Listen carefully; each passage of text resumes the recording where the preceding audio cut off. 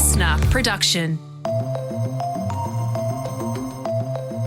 Hi, Sasha Barbagat with you. Welcome to The Briefing. Have you heard of Bluesky? It's the social media platform that is looking to be the better, more positive alternative to X. But really it is fundamentally very, very similar to Twitter. Anyone who used Twitter before will instantly feel like, this is where I was before. So is Bluesky the short text social media alternative we've been looking for? Or is X here to stay? That's coming up in the second half of this episode. First though, it's time for the headlines with Helen Smith. It's Thursday, November 21. Morning, Sasha. Morning, everyone. A major piece of legislation will be introduced to the federal parliament today, the government's social media ban for teens.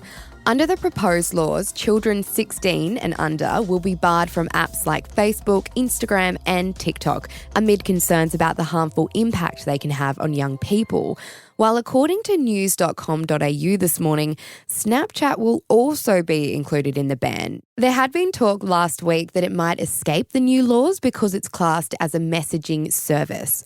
But the communications minister has reportedly added it to the legislation. Yeah, the big question remains, though, how will it be enforced? The government has not revealed that important detail, but the bill will include fines of up to $50 million for platforms that breach the new age limit. It will also require social media companies to take reasonable steps to prevent kids under 16 from having an account. So still a lot more details that need to be revealed there. We don't know yet if YouTube will be exempt from the laws, but we do know that the bill has bipartisan support. So the Coalition and Labor have agreed essentially on this legislation.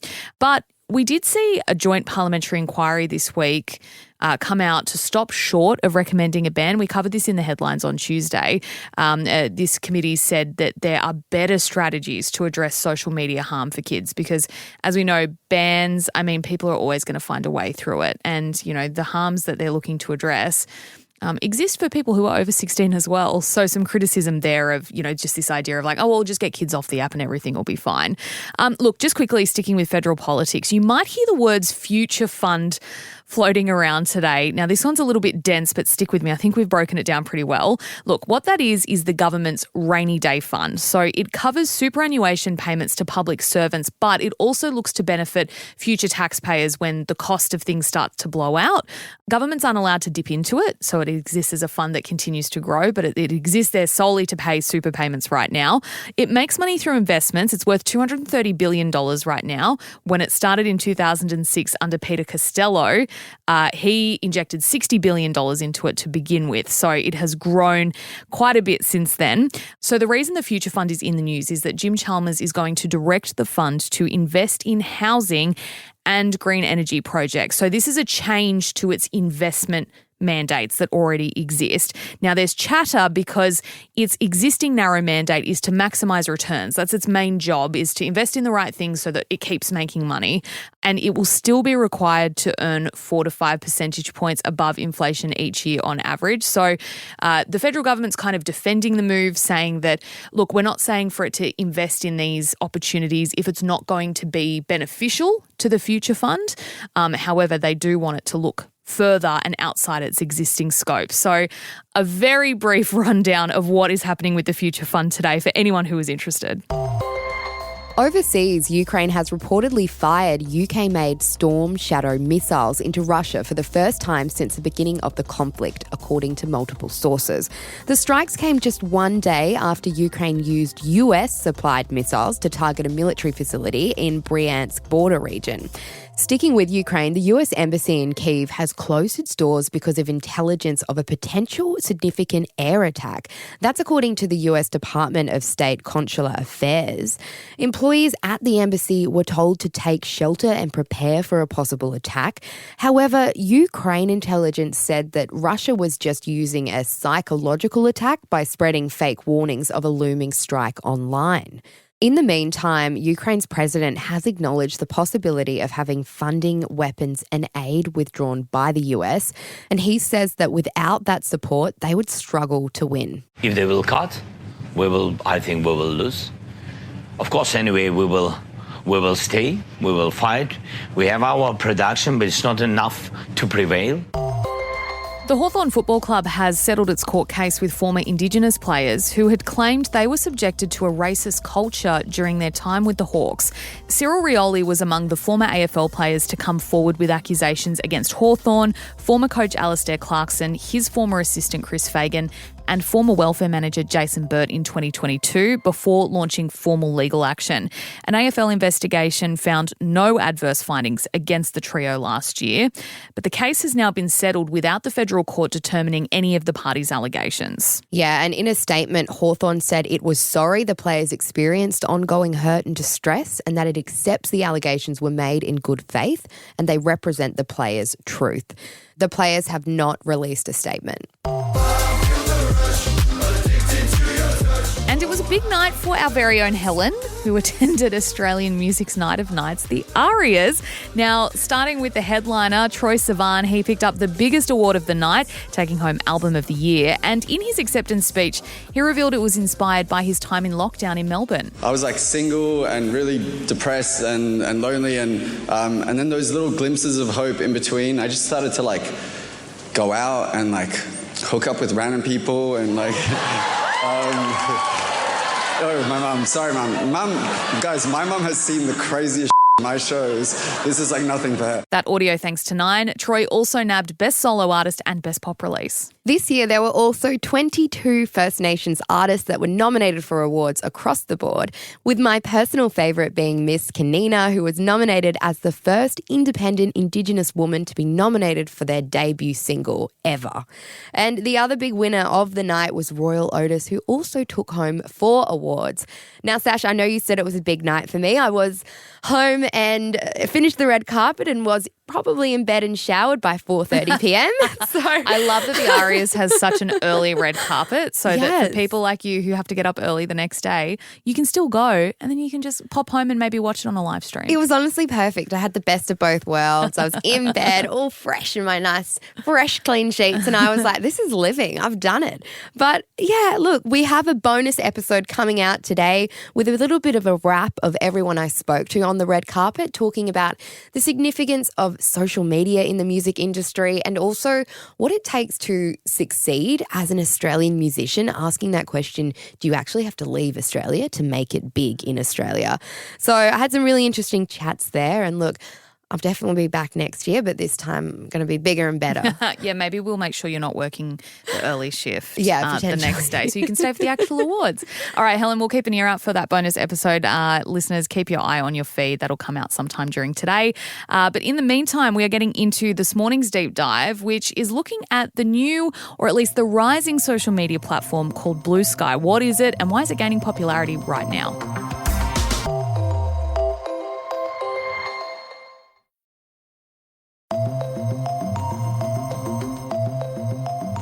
Hey, Bension here. Publicly announcing that you're leaving Twitter is nothing new. People have been proclaiming their exit and the platform's death ever since Elon Musk bought it for $44 billion 2 years ago. X has stubbornly not died, and those leaving or saying they're leaving have been accused of virtue signalling. But is the exodus finally truly happening?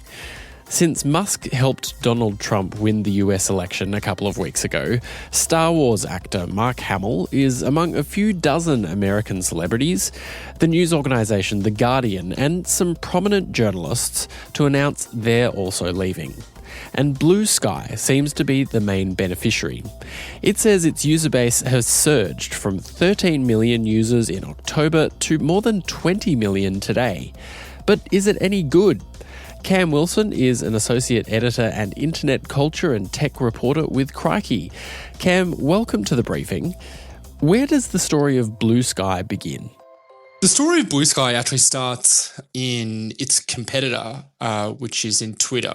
Back in the late 2010s, Bluesky was imagined first as a kind of skunks works project, a kind of idea about, what can we continue to do to, develop what we do here at Twitter, which, as people probably know, is a social media platform that's primarily text and mostly real time. And they were trying to imagine, what will a company like us look like in the future and what do we need to think about? And so Bluesky, this internal project, was kind of launched as a way of thinking, I guess, blue sky thinking and thinking about, well, what if we weren't just, a platform? What if we weren't just like an app on the phone or a website that people go to, but a protocol? And what that kind of means is, things like, email is a protocol, podcast RSS stuff is a protocol, text message is a protocol. It's a kind of way of, of a essentially like a base level technology that people can build off and do kind of cool things with. And so the idea was, Twitter at that time was kind of more or less at its kind of peak of popularity. And they were like, well, how do we kind of continue this in the future? And the idea was to do something like this. But as you can probably imagine, now because it is a competitor, that wasn't to be. So how did Bluesky become its own thing? And can you just clarify a question for me that I have tried to figure out for a long time, which is how is it that these social media companies get to just copy each other all the time? Is there no such thing as copyright in this realm? Not really, of course, when it comes to intellectual property, you got names and you can patent stuff, but really, as you've seen with, the company that's best known for doing this is Meta, formerly known as Facebook, who has kind of stolen almost everything successful after they first invented Facebook, is that you really can just kind of copy features and do that with no problem. But, where Bluesky kind of came out of, is my understanding is that when Elon Musk bought Twitter in, I think it was 2022, wasn't it? Yeah. It was kind of spun out because, as people might be aware, when Elon Musk acquired or purchased Twitter with, for $44 billion, along with other people who've chipped in as well, he went on a mission of cutting and slashing everything. And that included these, exciting projects that didn't seem like they would be, immediately relevant. They kind of hit the chopping block, and Bluesky was one of them, but it was able to be kind of spun out as something else. And that's kind of how it ended up being in its own company, which has ended up, as I mentioned before, becoming a potential successor to the success of Twitter. How does Bluesky compare feature to feature from Twitter? It's pretty similar. Let's be real, and we'll talk about the differences. But realistically, you can't really understand what Bluesky is without understanding what the state of Twitter, or now X as it's known, is, which is as Elon Musk changed the platform and increasingly molded into his own interests and, changed rules and, unbanned users, and really just using his pulpit to kind of shift the culture of the website. But in terms of, what it's actually like to use, it is very similar to Twitter. It's a platform that you can log into, on your phone or your computer, and it's primarily text-based. You follow people, they follow you. Communication is by default is kind of public. So, you're kind of broadcasting your thoughts to the world and responding to other people.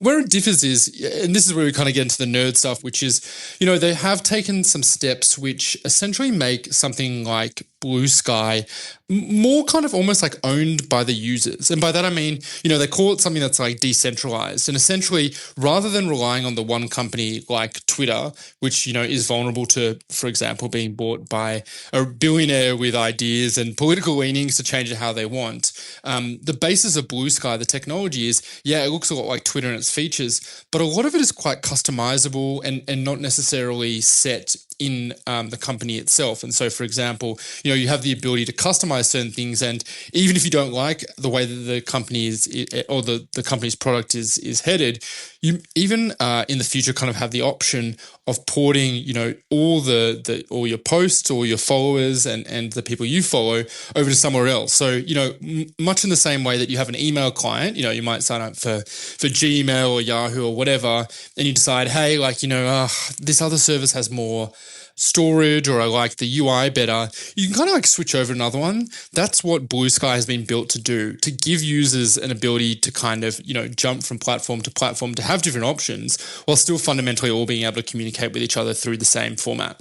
There has been this thing for the past couple of years since Musk bought Twitter, now X, of people with great fanfare leaving Twitter or saying that they're going to leave Twitter. But it's a bit of a meme that this is kind of a virtue signalling thing, especially with people on the left, especially with Hollywood celebrities.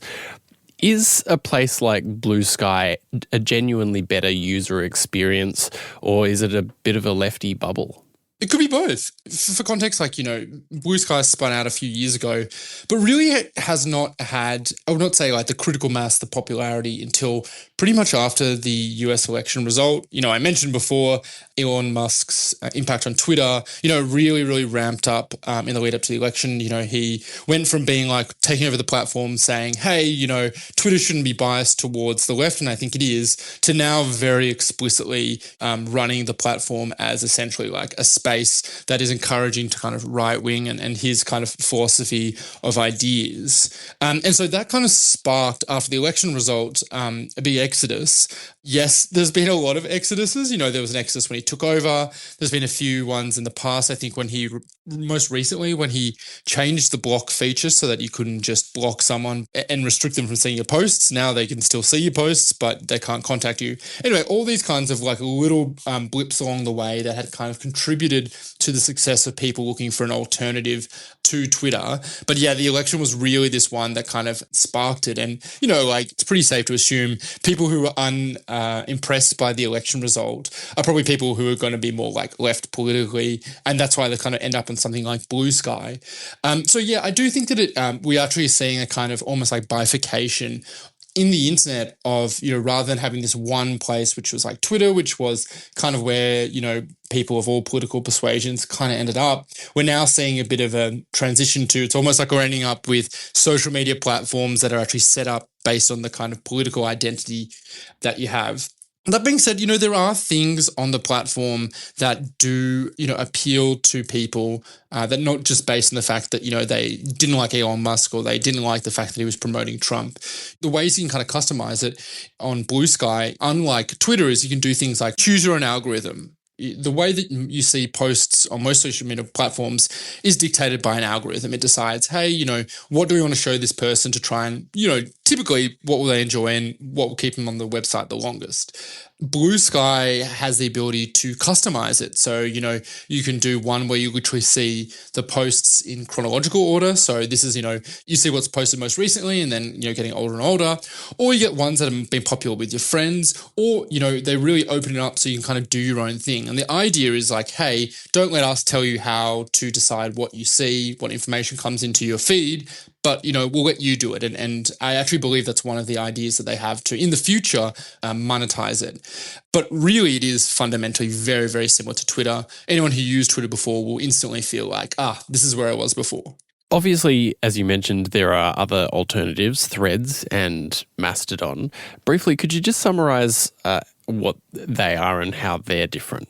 Mastodon is in some ways similar to Bluesky. It's another social media network that's also decentralized, and the idea that, you can take your account, the people you follow and follow you and your posts elsewhere if you don't like the people who kind of run the server that you're running. It's done a kind of different way. We don't need to get into the details, but again, you can kind of see it as a reaction to the social media networks of the 2010s, which is all run by one company owns it all. You have an account on their server and then you kind of live by their rules. Mastodon, like Bluesky, is kind of not like that. Despite that, though, because it's in some ways quite complicated, hasn't really taken off. It's not super popular. It is very popular amongst, I would say, the techie group, but there's a bit of a kind of learning curve. And then Threads. Threads is owned by Meta, so the people who run Facebook and Instagram and that kind of stuff. And that was kind of launched recently as a kind of Twitter competitor. It's actually built or integrates with the same protocol as Mastodon, but really is a kind of very brand-friendly text social media platform. It along with all the other social media platforms that Meta owns, its moderation is very strict, and for example, it kind of downranks things like politics. So it's very kind of influencer heavy, but it is quite popular. I think that it has, despite being launched pretty recently, I think close to 300 million users, and that's kind of because it's been boosted off the Instagram. Instagram, if you use it, kind of promotes Threads integration quite heavily. So, these are two alternatives, but, if I had to kind of rank them all, Bluesky has a bit more of, as they say, the juice. It's got about 20 million users, they've just said today. But in terms of the feeling of the culture, it feels like it's got a lot of people who used to be on Twitter who are really responsible for that constant discourse and ideas and reacting to the news. Threads is much bigger by size, but because of its kind of more I would say either apathetic or even hostile approach to news and politics, doesn't really feel like it's got that much influence on the rest of culture. It feels a bit I don't know, it's almost like it feels like a shopping center. I don't know how to explain it any other way than have you ever been in a kind of empty shopping center and it feels kind of weirdly airless and stuff? I never really see anything come from Threads, despite the fact that it's really big. And finally, Mastodon's down the bottom just because I don't think it's really broken through with the general public. Is the long professed enshittification of X finally happening, do you think? I mean, I definitely think it's changing. I don't think it's enshittifying. What I see happening with Twitter is that you have someone who loved the app. He also, I think, truth be told, probably whether explicitly or not, saw it as core to his identity as a kind of, he was the Tony Stark, I'm an inventor, entrepreneur, I run all these companies, but also I'm kind of cool, I do memes and stuff. And Twitter was such a big part of that. And so when he bought it, he then kind of changed it in the way that he wanted to, as a way that kind of suited him. So, in my experience, it's worse. Clearly, a lot of other people don't like it because they've left. But there also are people out there who like the direction it's kind of gone in, in the way that he's kind of tipped the scales. We all know what Facebook looks like now compared to what it used to be. A lot of people are leaving X for these new platforms. Does all social media eventually have an expiry date, do you think? Yeah, I mean, I guess so. I mean, look, I think Facebook is a really fascinating one because, people have predicted its death for ages, but it has actually drastically changed. I don't really use it that much anymore. The changes to it are subtle because they're under the hood. But, people might know over the last 2 years or so, Facebook has really gone from being I'm going to show you pictures of your friends, your family, people you've connected with, pages that you follow. So, your local TV network, your news organizations, the local footy club, to really, really dialing up the content recommended to you from sources that you weren't familiar with, but algorithmically it's decided would be of interest to you. That's a kind of approach that's a lot more like something like TikTok, where, you kind of mostly are at the whims of an algorithm. So Facebook has drastically changed over the last 2 years and is actually seeing, they say, a growth in user engagement and remains having some insane number of users, 2.8 billion monthly active users or something crazy. So Facebook as a way is kind of the evidence against that, they've managed to change the product to kind of keep it going. That being said, I do think it's kind of natural that social media networks have changed and things come and go out of popularity, often because, they're pretty hard to run. Twitter, despite the fact that it was, it had hundreds of millions of active users. It was at the center of culture. If you ever watched a TV show, it's tweet live. If there was a breaking news event, it'd be the place that you would go. Despite that, it never really managed to make that much money. The question of how to run these platforms well, how to do it in a way that, encourages a thriving culture, but also makes money is a difficult one. And I think that's kind of why they come in and out of popularity because, very often they're on the up, things are popular and then either they have to monetize it, as you said before, the kind of enshittification, or just that trends come along, the users who are using it continue to age and a younger generation like something else. You do see kind of a changing of the guard, but somehow Facebook, amid all of this, has managed to kind of keep on going, even though I don't think many of our listeners would probably think about it that much. Well, it's a ever-evolving world. Thanks so much, Cam Wilson, for joining us on The Briefing. Thank you so much. Cam Wilson there. He's a Crikey associate editor, internet culture and tech reporter. That's it for this episode of The Briefing. We'd love it if you could share this app with someone who might enjoy it. If you want to keep up with our other content, you can check us out. Hit follow on Instagram at The Briefing Podcast and on TikTok and YouTube. Just search Listener Newsroom. We'll be back in your feed this afternoon from 3. I'm Bension Siebert. Catch you next time.